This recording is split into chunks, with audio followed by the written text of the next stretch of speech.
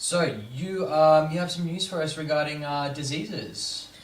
Is this great? Not we not were so talking much sunshine virus. I news. guess It's more not news, developments. But, I guess it's not so much news, as in we're just learning more and more. Yeah. I think and what we're learning is that it's not just sunshine virus. There's other viruses out there. So sunshine virus, for people who don't know, it was actually discovered on the Sunshine Coast. Yep, that's how it got its name. Yep. It's a paramyxa virus that affects carpet pythons and Seems to be pythons in general. I think the list is growing all the time, and they keep adding other species of python onto there. But pretty much all of them seem to be able to be affected right now. It doesn't seem to have gone past the pythons though. Yeah, from what I understand, it doesn't group with the other paramyxa virus reptile groups that we know. It's its own lineage of viruses within the paramyxa viruses. So the other paramyxa is like the ferrovirus in particular, which was when we say OPMV. pythons, are we saying just Morelia or No, Enteresia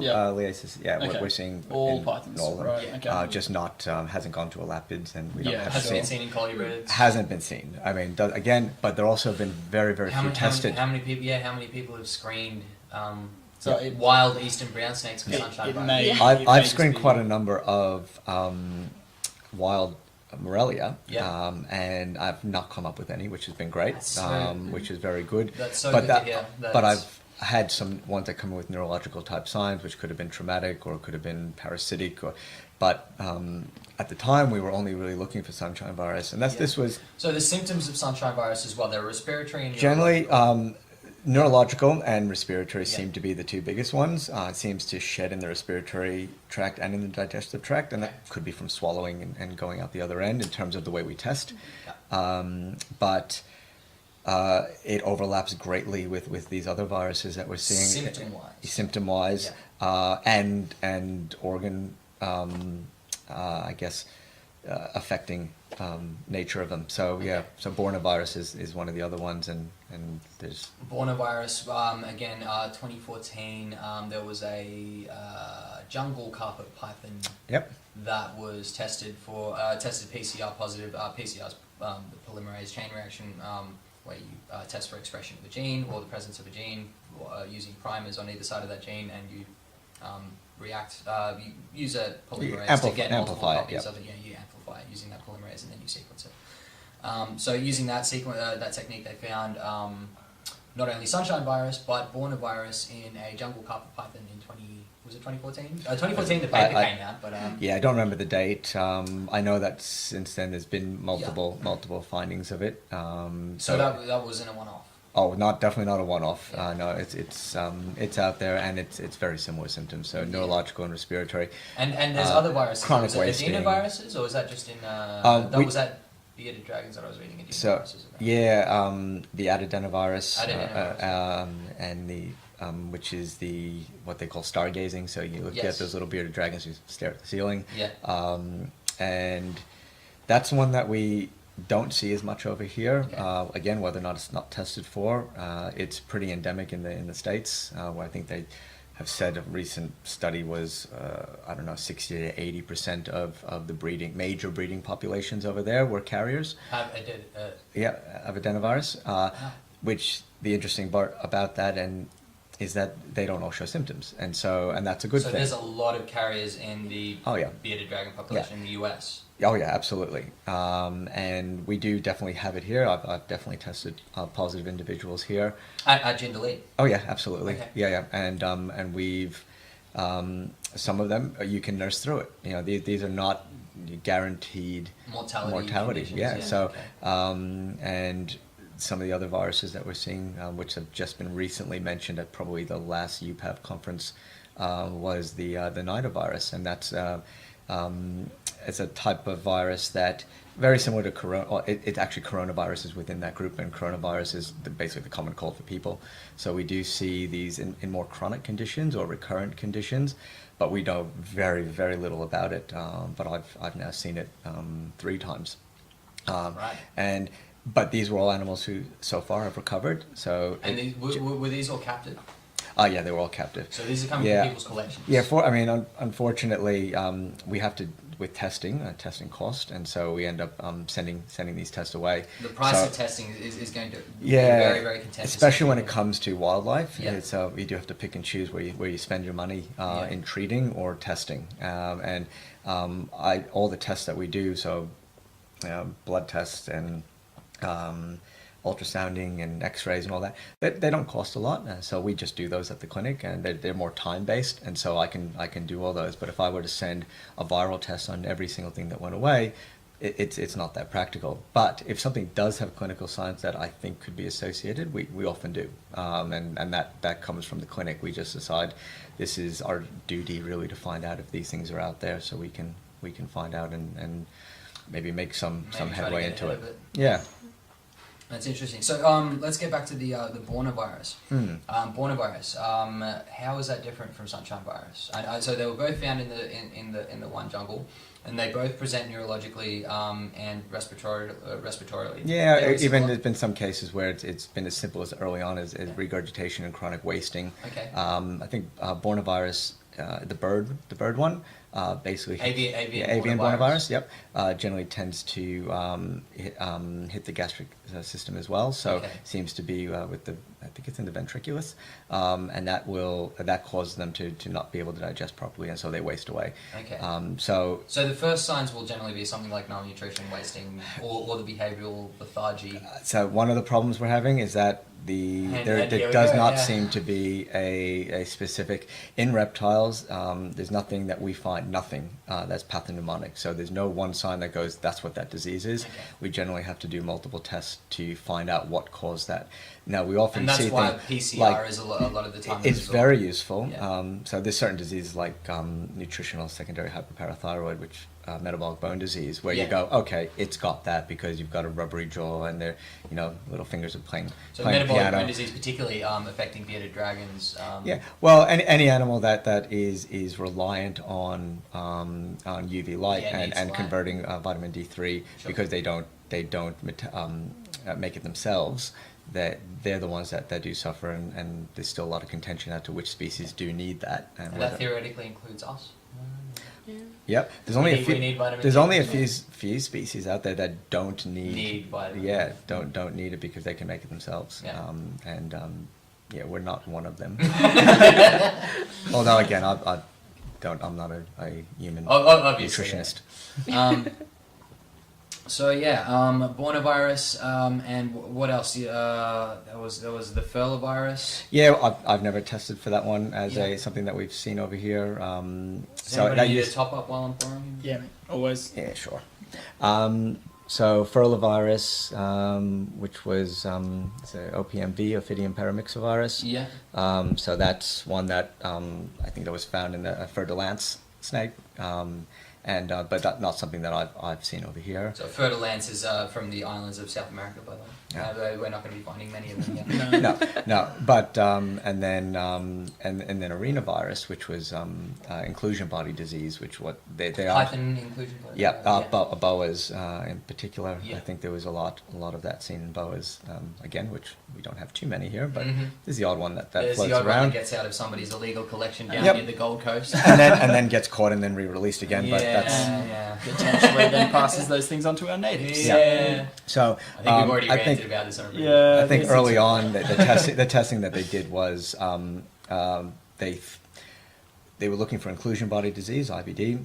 And so when they looked at the brain or other organs, they'd find the inclusion bodies, and they said, "Oh, this is IBD or arenavirus," but it was never PCR tested, and so they never actually confirmed that's what it was, Whether or not the inclusion was a symptom of something else, Yeah. or whether or not it was or whether it was sunshine virus or something like Yeah, that. right. So we don't really know. But since that initial paper, I don't believe they found any others. So, Okay. but it is quite prevalent in the U.S. Still, which they don't, as far as I'm aware, they don't have sunshine virus yet. But with the way things get brought over, because I think the other areas that they found it is Germany. Germany is the hotspot because that's where a lot of the isn't that odd? the That illegal Germany trade is the hotspot happens. for sunshine virus, right? Well, that's where a lot of the illegal trading comes from. Yeah. And that's exactly how it happens when you have poaching, and before you get into poaching, you get into picking up animals with viruses. Yeah. So quarantine and Yeah. border control, Yeah. very, very Yeah. important. Yeah, Yes. in quarantine in particular, Yeah. and that's probably the next. I think there was. If somebody has a home collection with a virus and is moving, Yeah, a lot of trading and sharing and Yeah. breed share. Like pairing off for breeding. Yeah. And listen, it can be done, but it's a big risk, especially if there hasn't been any testing involved to find out if they do carry something. But then, of course, now that we're finding out there's other things, whether or not we're testing for the right things is still a question. right? So I'm. So what's your approach now? I know that you've said that you plan to change the way that you do your PCR screening. Yeah, I think that I'll probably say I probably used to test even a little bit more. Now it's a matter of what do I test for, because if I test for one and it comes back negative and I really thought it was going to be that, then I still have the other ones to test for. So better to test for all of them in one big hit? I'm looking at doing it's almost like a screen where you do your top four that we know of right now. Well, you're born of sunshine and with respiratory signs, nidovirus falls into there as well, because that's a very different thing. If you have sunshine virus, unfortunately, it's very high mortality rate. Yeah. Or if you have nidovirus, it's actually that's basically like a hepatitis thing where they can be managed with certain. Yeah, well, you can treat the secondary bacterial infections and then support them with husbandry. Yep. And then I think so far we've had this pretty good. was an interesting thing that you were saying to me as well. Is not a lot of people realize that sunshine virus is terrible, but some of the other paramyxoviruses and the notaviruses and all that, they're not exactly a death sentence. No, and even the sunshine virus. I mean, yes, for the most part, it's that bad. Yeah. But we do have cases, isolated cases It is, and if you ever do see it and you're treating it, and they just go before your eyes. Yeah. And whether or not it's the virus itself, which in some cases with the neurological signs, that's going to be mostly the viral things going on, but the secondary bacterial infections that they get from these things, and they seem to be, from my experience, have been these bacterial infections are awful. Okay. Whether or not it's just the damage that's been done to the lungs or the rest of the body, but I do find that when I test and I actually do culture and sensitivities on them, they seem to be these nasty resistant infections. So whether or not they just become more sensitive to these things or not, I don't know. So but if the you can treat them, solution is test. The solution is buy from people you know. Yeah. It is important. Yeah. I think testing before you bring new animals into a collection, I think testing your entire collection is not very not feasible, but if you happen to have something that comes up sick and that came up positive, then in those cases, that's when I would be recommending testing of everything else. And not just testing for sunshine virus, but doing that broad. Well, if it comes PCR. back negative for sunshine virus, then I'd be considering those other ones. Although a colleague of mine has recently had one that tested positive for sunshine and Borna. Okay, yes. So you can have both. Yeah. That really gets me onto a point where, let's say I have a snake that does, let's say we've got a bit of a runny nose or maybe a head shake, something like that. Yep. What is the first step? Do I panic and say sunshine virus? No, first step what is the steps to go through for that? looking at your husbandry, making sure that's all where it should be, but also looking at what your quarantine protocols are, what your overall protocols are in terms of feeding and cleaning, to see what risk you have with the rest of your collection. And so this should be done well before that. Yeah. But if this is happening to you, and we have to be honest with ourselves, we go, you know what, I was feeding that one and then I used that one didn't take that feed, or took it and dropped it, and then I gave it to that one because I didn't want to waste it. Unfortunately, the virus being spread in through the oral cavity, there's a risk there. So I tend to, you have to look at that and then say, well, don't stick our head in the sand about it. Those are ones that I would be removing from the collection in terms of minimizing the risk to the others. But before that, it's about initial quarantine, and the period recently has been changed again. When I first started hearing about it, something and it was still positive. Yeah, how about 900 now? So that was for sunshine. So this is the number of days that you would need to confirm something has knocked the disease out in quarantine. 900 days plus at the moment is the longest a snake that has been testing positive on very frequent PCRs. Yeah. So we know it's positive. was still alive without showing clinical signs, Wow. but shedding the virus. Yes. Okay. So that's sunshine virus, so we don't know much about bornavirus. We don't know much about these other viruses, but sunshine virus has gotten a lot of publicity, so we are learning a little bit more. And they have done some, looked at some of these collections that had them, and they're tracking them along very nicely. Yeah. And there's also ones that have had the illness initially and tested positive, that were showing clinical signs, ended up getting rid of those signs and actually seem to be recovering, still shedding, and then down the track within the next couple of years, Symptoms have come back. they came back and they usually died at that point. So there is no set. So 900 days, it could be 1,200 days from an individual. Somebody's that more makes resistant. Quarantine extremely difficult. That's 'Cause where you testing- may have an animal for Yeah. less than 3 years, which Yeah. is not uncommon for some. You know, That's where buying and testing selling. comes in, because Yeah. you test on admission because they may have contracted a while back, not showing clinical signs, but there's also a latent period where they're not replicating enough to show up yet, or they're not shedding it yet, which means, and that's usually from what they found, as far as I'm aware, that within those first few months, all of them are. So they're shedding and they test positive even if not showing clinical signs. So that's where that second test at 3 months has come in. Now, are they shedding it in urine, feces, scales, contacts? It seems to be through the oral cavity and through the cloaca. So our Okay. testing that we do is usually swabbing Yeah. from the glottis, just testing the the- choanal area, and yeah. then up the cloaca, Yeah. or combine those to maximize the amount of genetic material there, Yeah. and then hopefully you can get the answer that way. A positive is positive. Yeah. A negative means it's either not there or not Or shedding the it PCR yet. failed. I mean, Yeah, well, that's what. Yeah, that's a somebody possibility. who You have worked to try. genetics in a lab, Yeah. I know that PCR can fail, and it's a pain in the ass. Which is why that second test is so important, because Yeah. there's never 100% on false anything. negatives, false positives. You, Yep. you really do need to be on top Yep. of it when it comes to those kind of things too. Yep. Wow. So my ambiguity about some of these other viruses is the fact that comes back to I don't know. Yeah. And if we that's don't because know whether nobody or not knows. it's there, it's better To treat it as if Yeah. it's there. Absolutely. And I'm not a virologist. I am fortunate to know some people now who are You're basically much. a virologist now. They're much no, not even close. Yeah, I They're know, much yeah. much brighter than I am, Well, know, the- and understand the this. And I'm amount of- learning. And You're I learning said really goddamn quick. really quickly.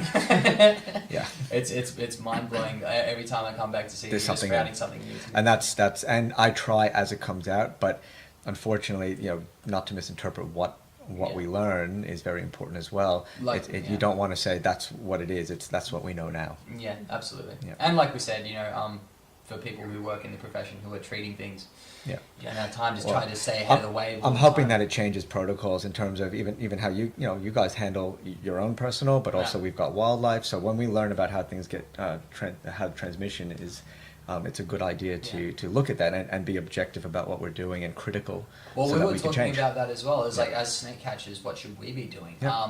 And there's no real. No, There's no metric of Treat the them- prevalence of sunshine virus in the wild population. We don't know. We don't know anything. How often it pops up there, and should we be quarantining and bleaching and using new bags for every animal? Yes. We basically should. yes. Yeah. Yeah. You should. Absolutely. And as simple as anything else. I mean, we've got simple ectoparasites out there. We've Yeah. got bacterial infections. We've Yeah. got a number of things that could be that we don't know about yet. So we So basically err have on the to. side of caution. Yep. And especially at this time of year when things have just been dormant for quite a while and are now coming out and warming up. And their immune Yeah. systems You- are you- rubbish. Yeah, the immune Yeah. system's rubbish. The They've been the sitting rate in of a sickness little, is going up. Yeah. You may not realise that there's symptoms there because they've been cold. They've been Absolutely. curled up in someone's roof for the last 3 months. Yep. It's a with scary a time bunch year. of rats running around peeing Yeah. spirochetes Yeah. on all of them. And everybody knows that when you cool your animals off, that it's actually they seem all right for that period. It's when you start warming them up again, Yeah. and that's usually because their system, because we warm them up probably a little bit too quickly sometimes. The system's not catching up quickly enough So to. the immune system isn't Yeah. as active as the rest of the So biological a system. bacteria will replicate a lot faster than your immune system can catch up. So if Yeah, they okay. went and were cooled off and they had a mild infection, or were mildly anemic, while they're cool, they're going to get worse and worse, but very very slowly. and it'll be imperceptible usually. No. And then what'll happen when you warm them up, metabolism kicks in and everything goes into overdrive. And Yeah, sure. and so if you have some bacteria there, they are going to grow a whole lot faster because of they're replicating at different temperatures as well. But the immune system takes some time to kick in. Yeah. Concerning. Oh, it is, and it's. I wish I saw less of the problems associated with it, but and we're treating these animals that are still wild animals. They're not domesticated, and we're kind of shrinking their environments and trying to control them in very small areas. And it's not possible to do perfect. You can aim for perfection, but and in most cases, because of their ability to, I guess, adapt and not. They've got a wide range where they can function. Well, there's also a wide range of pathogens out Yeah. there, rather than just a giant heaping of one. You've got all kinds of different fungi out there that are also competing against each other. Yeah. So Yeah, that true. kind of brings the evolutionary pressure down from having a monoculture of one virus just smashing your collection. Yeah, yeah, and they can't get away, and so your density of pathogens is so much higher when you're in Absolutely, yeah. captivity. So Yeah. it's why does in a bearded dragon you get coccidia, which pretty much every bearded dragon from the wild comes in will have some form of coccidia in there, but at lower levels, or pinworm. Yeah. And if those things are there, they're not really pathogenic. They're there, and they It's actually like might a even lot be of blue tongues commensal. have salmonella Yeah. all through their mouth, but it's not an issue. No, most reptiles will have some degree Yeah. somewhere, Yeah. but it's not because they're not sitting in their own feces, and they can manage themselves. They go, oh, I want to be a bit warmer today. They go over there. So if we don't provide those basics, they're not going to be able to manage their immune system or be able to fight these things off. So yeah, I think that's I often get asked to treat or to worm or deworm, I should say, certain lizards or snakes, and it's like, well, in captivity, snakes generally don't have parasites because they get fed frozen prey. But if you ask them to say, oh, you're breeding your own, and you're not, the conditions aren't great, you may have a buildup of parasites that could actually be a problem. So I just treat each one as an individual and see if we can come to a consensus as what to. More groping in the dark. Hey, we do it well. And funguses as well. Was the yellow fungus in? Oh, well, this Babies. is all early days. Yeah. Yes, there is yellow fungus, which CANV, which the group of fungi, Nanosiopsis, Parananosiopsis, and Ophidiomyces. Those. If you say so. Yeah, those three. Ophidiomyces, I remember. Yeah, well, that's right, and they all seem to be fairly similar in the way they cause problems. But again, I'm not a fungologist. I don't. Mycologist, I think. They are mycologists. Yeah. But I do think that Fungologist sounds. Yeah. That's a cool name. Yeah, I Let's think change that's that. fantastic. Yeah. I think that we don't know a lot about it. These things are prevalent in other countries and not thought to be here in any great numbers, but we're starting to see things, and the more we test and not just go, oh, that's probably a bacterial infection, and we actually culture and go, oh, it's fungal. Yeah, it's fungal, but what sort of fungi are we seeing? And then actually developing more specific PCR testing to find out, because some of these are incredibly aggressive and will sweep through not only as you see with the Ophidiomyces, it sweeps through wild populations. So Which is happening in the US, and we will be, Yeah. if we get time. So it's we're actually running out of time already. oh my goodness. Yeah. It goes quickly. Sorry, I'll stop talking. No, that's fine. Look, it's in fact, I think we should probably move on to new research, but I think we'll probably have to have you back to talk more about viruses and more good. developments. Anytime you're welcome. So come back. I'll have to keep reading. Yeah. Yeah, absolutely. We're going to keep you working hard for us.